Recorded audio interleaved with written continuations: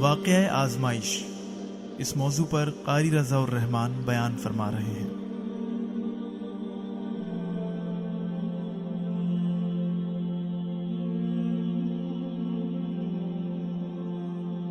نحمده ونصلي على رسوله الكريم، اما بعد فاعوذ بالله من الشیطان الرجیم، بسم اللہ الرحمن الرحیم۔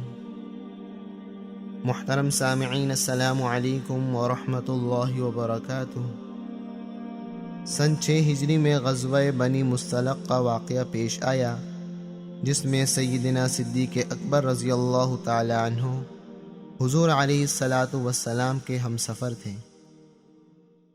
اسی غزوے سے کامیاب واپسی پر مدینے کے قریب ایک جگہ لشکر نے پڑاؤ ڈالا۔ ام المؤمنین حضرت عائشہ صدیقہ رضی اللہ تعالی عنہا، جو اس وقت آن حضرت صلی اللہ علیہ وسلم کے ساتھ تھیں، صبح کے وقت رفع حاجت کے لیے تشریف لے گئیں۔ واپس آئیں تو معلوم ہوا کہ گلے کا ہار کہیں گر گیا۔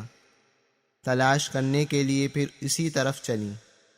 تلاش کرنے کے بعد جب لشکر کے قیام کی جگہ واپس پہنچی تو لشکر روانہ ہو چکا تھا، چنانچہ غمگین ہو کر وہیں بیٹھ گئیں۔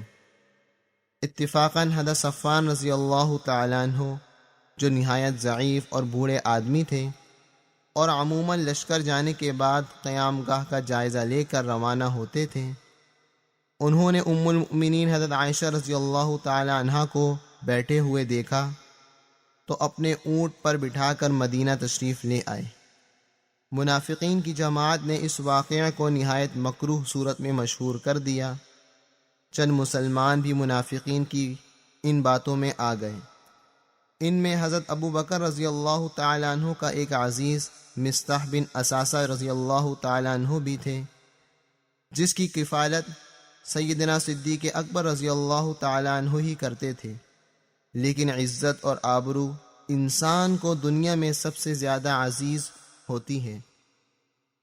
اسی وجہ سے حضرت ابو بکر رضی اللہ تعالی عنہ کے لیے یہ نہایت سخت آزمائش تھی، لیکن اللہ تعالی نے جلد ہی سورہ نور کی آیات نازل فرما کر اس آزمائش سے نجات عطا فرمائی، اور رکوع کے آخر میں جو جملہ ارشاد فرمایا وہ سننے کے قابل ہے۔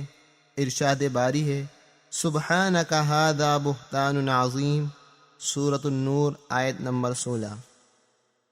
آپ کی ذات ہر عیب سے پاک ہے، یہ تو بڑا زبردست بہتان ہے۔ جب اس واقعہ کی حقیقت کھل گئی تو بہتان لگانے والے شرمندہ ہو گئے، اور حضرت ابو بکر رضی اللہ تعالی عنہ نے قسم کھائی تھی کہ مصطح بن اساسہ کی کبھی کفالت نہیں کروں گا۔ ان آیتوں کے نزول کے بعد انہوں نے کہا کہ اب اس کا خرچہ میں بند کبھی نہیں کروں گا۔